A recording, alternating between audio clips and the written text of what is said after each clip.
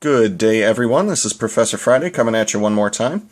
Today we are going to be verifying some trigonometric identities. Today for you I have sine of theta plus cosine of theta, quantity squared, minus 1 is equal to the sine of 2 theta.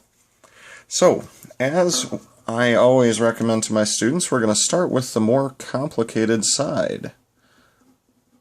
Now, taking a look at this expression, I think that the left-hand side has a little bit more that I can do with it. So we're going to start with the left side. Oh, whoops. Start with the left side, not the left sides. Alright, the left-hand side says sine of theta plus cosine of theta, quantity squared, minus 1. Now, unlike with algebra, in algebra you're allowed to work with both sides of the equation. For an identity, we're only allowed to work with one side or the other. So we're going to start with the left side, we're going to stay with the left side. So the first thing that I see that we can do here is expand something raised to the second power. And anytime I see something plus something and it's raised to a power, I think let's expand that and then FOIL. So for justification, we'll just say expand. Then from here, we can get a little FOIL action going on. First is sine times sine. That'll be sine squared theta.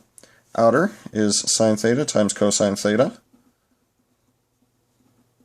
Inner should be the same as outer because it was something squared. That's going to happen anytime you square a binomial.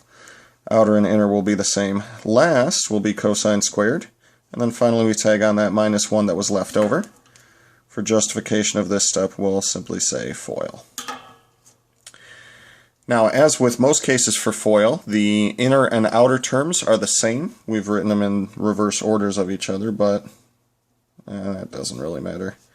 We'll call that plus 2 sine theta cosine theta.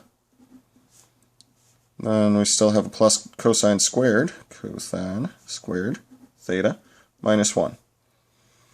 Alright, next up, I'm going to notice that we have a sine squared here, and we have a cosine squared here. Sine squared plus cosine squared is a Pythagorean identity, and that's equal to 1.